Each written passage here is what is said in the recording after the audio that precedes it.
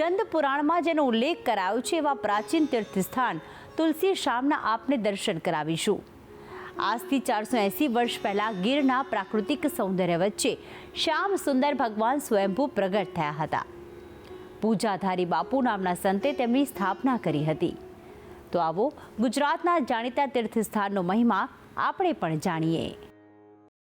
ગીરના ગાઢ જંગલમાં કુદરતના ખોળે બિરાજમાન છે ભગવાન શ્યામ સુંદર।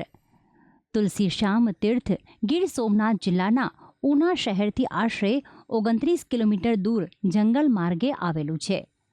આ સ્થળ કુદરતી સૌંદર્યથી ભરપૂર છે। આ સ્થળ મનને શાંતિ આપે અને હરી લે તેવું છે। અહીં પૌરાણિક તુલસી શ્યામ મંદિર આવેલું છે, જ્યાં ભગવાન શ્રી કૃષ્ણની સાથે રિસાયેલ રૂક્ષ્મણીજીનું મંદિર પણ આવેલું છે। સ્વયંભૂ છે, આ પ્રગટ થયેલા છે અને શ્યામ ભગવાન 4 ભુજા છે। આખું સૌરાષ્ટ્ર કચ્છ ભુજ બધી પબ્લિક જાત્રાની આવે છે। અન્નક્ષેત્ર શરૂ છે, ગમે એટલું માણસ હોય તો હરિહર ભોજન શરૂ સીતારામ બાપુનું અન્નક્ષેત્ર ચાલે છે। અખિલ બ્રહ્માંડના દેવ શ્યામ સુંદર ભગવાન અહીંયા બિરાજે છે, જેની 350 વર્ષ પહેલાં જેની સ્થાપના થઈ ગયેલી છે અને જેનો સ્કંદ પુરાણમાં ઉલ્લેખ પણ છે અને લોકો જાણે છે। અને અહીંયા જે તે ટાઈમે દીપ રાજધાની હશે ત્યારે જાલંધરનો અહીંયા વધ કરેલો ભગવાને અને જેમની પત્ની વૃંદા, જેના શ્રાપથી ભગવાન શ્યામ થઈ ગયેલા અને ભગવાને વળતો શ્રાપ આપેલ, જેના વૃક્ષ પેટે એટલે તુલસી થયેલ અને જેને આપણે ભગવાને વરદાન આપેલ કે પહેલાં આપણા લગ્ન થશે, એના પછી આ સંસારી બધાના લગ્ન થશે। એટલે દેવ દિવાળી ઉપર અહીંયા જે લગ્ન આપણે તુલસી વિવાહનો જે પ્રસંગ છે એ અહીંથી સ્ટાર્ટ થાય છે। આ જગ્યામાં વિષ્ણુ મંદિર આવેલું છે। તદુપરાંત રૂક્ષ્મણીજીનું મંદિર છે, જે 400 પગથિયા ચડીને ડુંગરા ઉપર આવેલું છે। આ જગ્યાને ચેતનવંતી બનાવનાર પ્રતાપી સંત શ્રી દૂધાધારી મહારાજ થયા, જેના સમયથી જ આ જગ્યા વધારે પ્રકાશમાં આવી, કારણ કે ત્યાં દૂધાધારી મહારાજે ખૂબ જ તપશ્ચર્યા કરી હતી।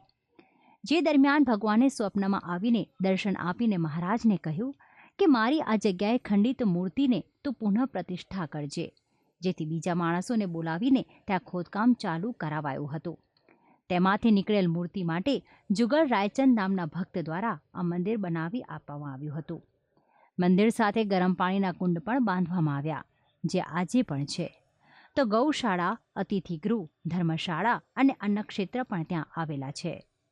અહીંયા ગરમ પાણીના કુંડ છે, એ સિવાય એકદમ નેચરલ વાતાવરણ છે। અહીંયા પ્રવાસીઓ અને રસ્તાની અંદર જંગલની અંદર હરણ છે, મોર છે, વાંદરા છે, કોઈ વખત ભાગમાં હોય તો સિંહ દીપડા પણ જોવા મળી જાય। તુલસી શ્યામની ચારે બાજુ ગીરનું જંગલ હોવાથી આજુબાજુ કોઈ ગામ નથી। જાળીમાં માલધારીઓ પોતાના પશુઓ સાથે નેસડા બાંધીને રહે છે। અહીં ભાદરવા સુદ 11 જળ ઝૂલણીના પર્વે મોટો મેળો ભરાય છે। દૂર દૂરથી લોકો બહોળી સંખ્યામાં આવીને શ્યામજી મહારાજના દર્શન માટે ઉમટી પડે છે। રાજ્યનું એક મહત્વનું યાત્રાધામ છે। ચોતરફ લીલાછમ વનરાઈઓ ધરાવતા આ પવિત્ર ધામનું પ્રાકૃતિક સૌંદર્ય મન મોહી લે તેવું છે। હજારો પક્ષીઓનો કલબલાટ અને હરણાઓની ઉછળકૂદ અહીં નિહાળવા મળે છે। ભક્તિ સંદેશ ન્યૂઝ।